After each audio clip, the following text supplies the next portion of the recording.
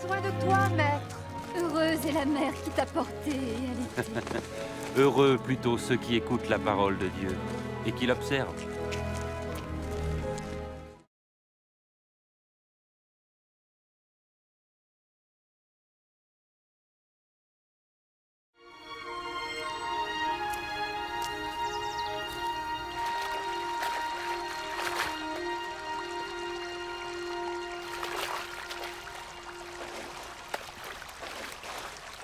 Apprends-nous à prier, comme Jean l'a appris à ses disciples. Quand vous priez, dites « Notre Père qui es aux cieux, que ton nom soit sanctifié, que ton règne vienne, que ta volonté soit faite sur la terre comme au ciel. Donne-nous chaque jour notre pain quotidien. Pardonne-nous nos offenses, comme nous pardonnons aussi à ceux qui nous ont offensés. Protège-nous contre la tentation et délivre-nous du mal. »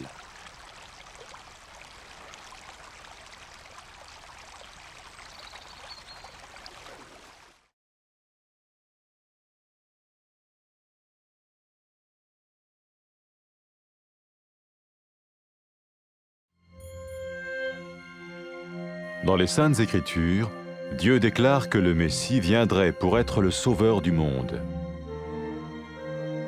La vie de Jésus prouve qu'il est bien celui dont les prophètes avaient parlé. Ésaïe a prophétisé que la Vierge deviendrait enceinte et qu'elle enfanterait un fils. Des siècles plus tard, la naissance de Jésus accomplissait cette prophétie.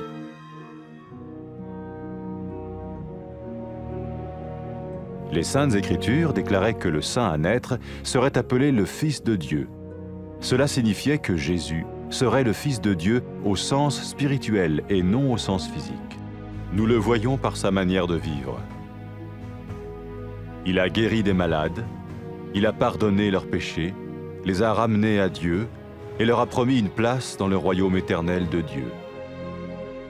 Il s'est offert lui-même en sacrifice pour le péché à leur place. Puis il est revenu à la vie, victorieux sur la mort selon le plan de Dieu. Jésus a dit « Personne ne me prend la vie, mais je la donne de ma propre volonté. » La vie de Jésus n'a pas seulement accompli les écrits des prophètes, mais elle a aussi confirmé la vérité de la sainte parole de Dieu. Les prophètes avaient écrit « Ta parole, ô mon Dieu, est parfaite, elle dure à toujours. » Jésus lui-même a dit « Le ciel et la terre disparaîtront, tandis que mes paroles ne disparaîtront jamais. »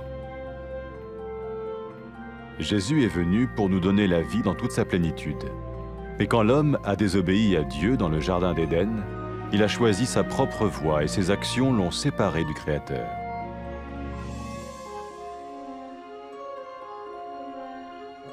Les Saintes Écritures déclarent que tous ont péché et que le salaire que paye le péché, c'est la mort. Il s'agit de la mort spirituelle, éternelle séparation d'avec Dieu.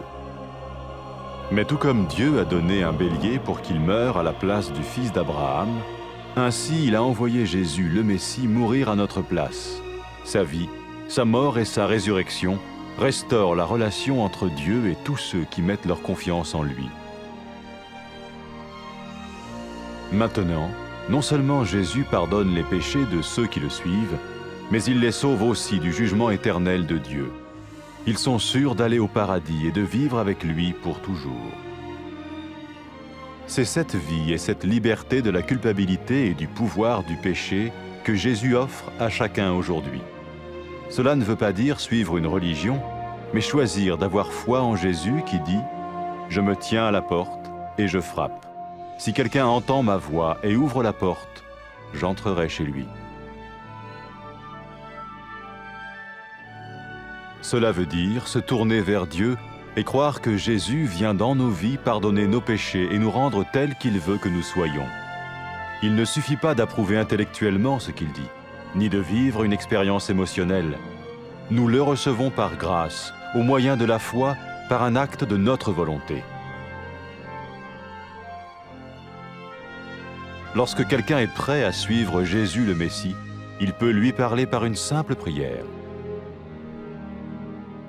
Peut-être êtes-vous prêt maintenant à ouvrir votre vie à Dieu. Si oui, vous pouvez vous joindre à la prière suivante, silencieusement. dans votre cœur. Seigneur Jésus, j'ai besoin de toi. Merci d'être mort sur la croix pour mes péchés.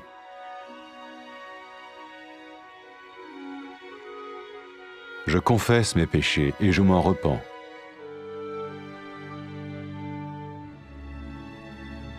Je t'ouvre la porte de ma vie et je te reçois comme mon Sauveur et Seigneur.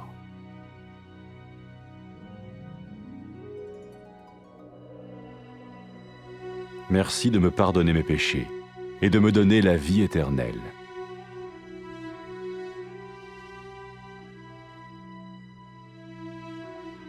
Fais de moi le genre de personne que tu veux que je sois. Maintenant que je deviens l'un de ceux qui te suivent. Amen.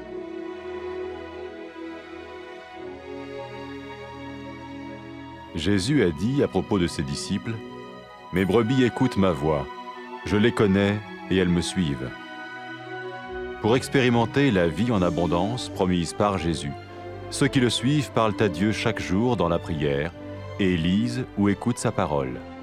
Ils parlent de lui à d'autres personnes et rencontrent régulièrement ceux qui l'aiment et le suivent. N'oubliez pas sa merveilleuse promesse.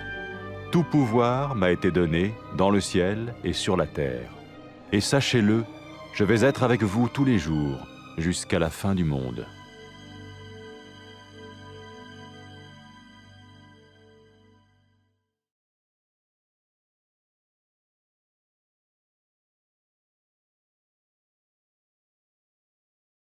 Muhtacız Efendimiz.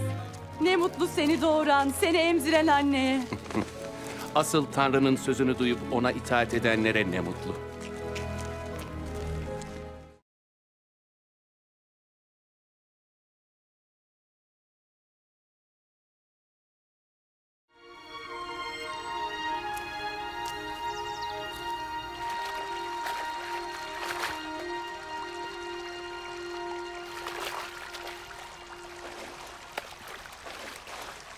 Yahya'nın öğrettiği gibi sen de bize dua etmesini öğret lütfen. Şöyle dua edin. Gökteki babamız, adın kutsal olsun. Egemenliğin gelsin. Gökteki gibi yerde de senin istediğin olsun. Bugün bize gündelik ekmeğimizi ver. Bize karşı suç işleyenleri bağışladığımız gibi sen de bizim suçlarımızı bağışla. Bizi zor tecrübelerden geçirme. Bizi kötülükten kurtar.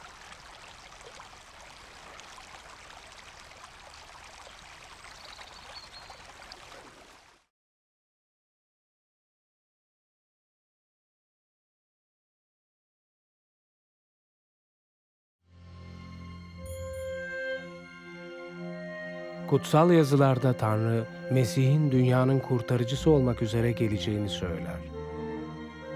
İsa'nın hayatı, peygamberlerin bahsettiği kişinin o olduğunu kanıtlar. Yeşaya, Bakire'nin gebe kalıp bir oğul doğuracağını söylemişti. Yüzyıllar sonra İsa'nın doğumuyla bu peygamberlik gerçekleşti. Kutsal yazılar doğacak kutsal olanın Tanrı'nın oğlu olacağını söyler. Bu İsa'nın fiziksel anlamda değil, ruhsal anlamda Tanrı'nın oğlu olacağı anlamına gelir. Bunu onun hayatında görüyoruz. İnsanları hastalıklarından iyileştirdi, günahlarını bağışladı, onları tekrar Tanrı'ya yöneltti. Tanrı'nın sonsuz krallığında onlara bir yer vaat etti. Günahın kurbanı olarak onların yerine kendini sundu ve ölümü yenerek dirildi. İsa, canımı kimse benden alamaz, ben onu kendiliğimden veririm dedi. İsa'nın hayatı yalnızca peygamberlerin söylediklerinin gerçekleşmesini sağlamadı. Aynı zamanda Tanrı'nın kutsal sözünün gerçekliğini doğruladı. Peygamberler Tanrı'nın sözü kusursuzdur. Sözün ey Rab sonsuzdur der. İsa'nın kendisi de yer ve gök ortadan kalkacak ama benim sözlerim asla ortadan kalkmayacak dedi. İsa hayatı tüm doluluğuyla bize vermek için geldi. Ama insan Adem bahçesinde Tanrı'ya itaat etmeyince kendi yolu ve davranışları onu yaratıcısından ayırdı. Kutsal yazılar herkesin günah işlediğini ve günahın ücretinin ölüm olduğunu söyler. Bu ruhsal bir ölüm anlamına gelir. Yani Tanrı'dan ebedi bir ayrılık. Ama Tanrı İbrahim'in oğlunun ölmesi yerine bir koç gönderdiği gibi bizim yerimize ölmesi için de Mesih İsa'yı gönderdi. İsa'nın yaşamı, ölümü ve dirilişi Tanrı ile kendisine güvenen herkesle ilişkisini düzeltti. Şimdi İsa'yı izleyenlerin yalnızca günahları bağışlanmıyor. Aynı zamanda Tanrı'nın ebedi yargısından kurtuluyorlar. Cennette sonsuza dek Tanrı ile yaşayacaklarından eminler. İsa bugün herkese suçluluktan ve günahın etkisinden özgürlük ve sonsuz yaşam sunmaktadır. Bu din kurallarına göre yaşamak değildir. Ama kapıda durmuş kapıyı çalıyorum. Biri sesimi işitir ve kapıyı açarsa onun yanına gireceğim diyen İsa'yı izleme imanına sahip olmayı seçmektir. Bu Tanrı'ya dönmek ve İsa'nın hayatımıza girip günahlarımızı bağışlamasına ve bizi olmamızı istediği kişi yapmasına güvenmek demektir. Zihinsel olarak söylediklerine katılmak ya da duygusal bir deneyim yaşamak yeterli değildir. Lütuf ve iman aracılığıyla onu kabul ediyoruz, irademizin bir eylemi olarak. İnsanlar Mesih İsa'nın izleyicisi olmaya hazır olduğunda ona basit bir dua ile seslenebilirler. Belki de Tanrı'ya hayatını açmaya şimdi hazırsın. Öyleyse şimdi edeceğimiz duaya sessizce yürekten katılabilirsin.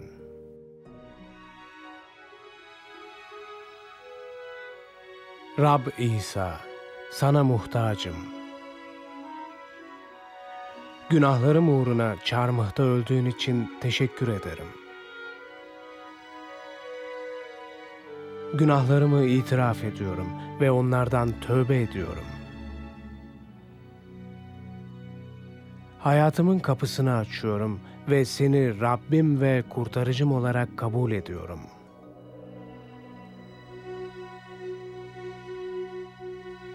Günahlarımı bağışladığın ve bana sonsuz yaşam verdiğin için teşekkür ederim.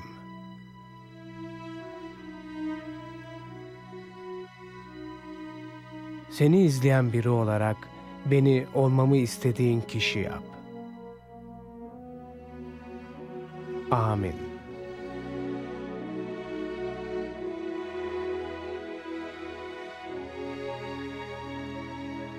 İsa onu izleyenler için, koyunlarım sesimi işitir, ben onları tanırım, onlar da beni izler dedi. İsa'yı izleyenler, vaat ettiği bol yaşama sahip olabilmek için duayla her gün ona seslenir. Onun sözünü okur ve itaat ederler. Başkalarıyla onun hakkında konuşur ve onu sevip izleyenlerle sık sık bir araya gelirler. Onun harika vaadini hatırlayın. Gökte ve yeryüzünde tüm yetki bana verildi. İşte ben dünyanın sonuna dek her an sizinle birlikteyim.